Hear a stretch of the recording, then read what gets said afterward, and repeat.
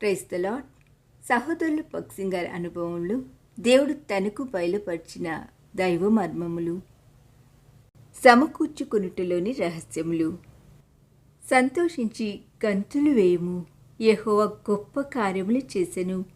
యోవేలు గ్రంథం 2:21.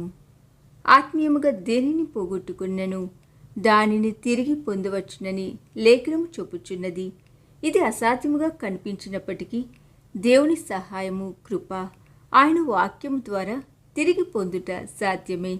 2 రాజుల గ్రంథం 6:1-7 గల ప్రవక్తల శిష్యుల కథ ద్వారా ఈ సామాన్యమైన పాఠము మనకు నేర్పించబడుచున్నది. ఈ యవన ప్రవక్తలు ఎలీషా యొక్క శిష్యులు. వారుండిన స్థలము చాలా ఇరుకుగా నుండినందున అంతకంటే విశాలమైన గృహము వారికి కావలసి ఉండెను. దాని నిమిత్తం వారికి కలప అవసరమై ఉండెను కనుక యోర్దాను అవతలనున్న అడవిలో చెట్లు నరుకుటకు వెళ్ళిరి. వారు యవనస్తులుగా ఉండినను, ప్రవక్తల శిష్యులై ఉండినను, తామే బయలుదేరి వెళ్ళక బుద్ధిమంతులైనందున ఎలీషాను కూడా వెంటబెట్టుకుని వెళ్ళిరి. 2 రాజుల గ్రంథం 6:3. ఈనాటి యవనస్తులు పెద్దవారి కంటే తామే ఎక్కువ జ్ఞానం కలవారని తలంచుదురు.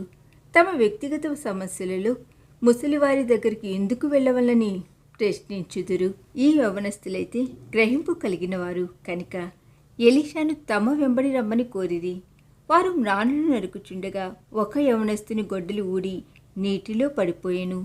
5. ఆ గొడ్డలి ఎరువు తెచ్చిన దగుటచే దానిని తిరిగి తన స్వంత దారునికి ఇచ్చివేయవలసి ఉండినది.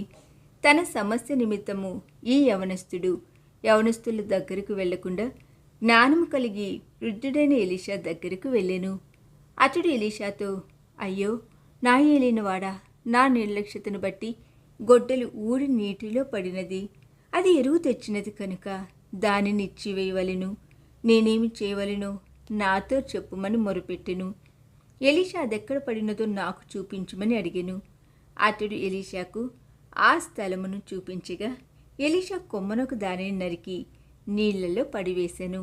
వెంటనే గొడ్డలి పైకి లేచినను. ఇది సామాన్యమైన కథే. అయితే మనము ఆత్మీయముగా పోగొట్టుకున్న ప్రతి దానిని తిరిగి ఎలాగున పొందగలమను లోతైన పాఠమును ఇది మనకు నేర్పించును. ఈ దిన ధ్యానము మనందరి ఆత్మీయ జీవితమునకు ఆశీర్వాదకరముగా ఉండునుగాక. ఆమేన్.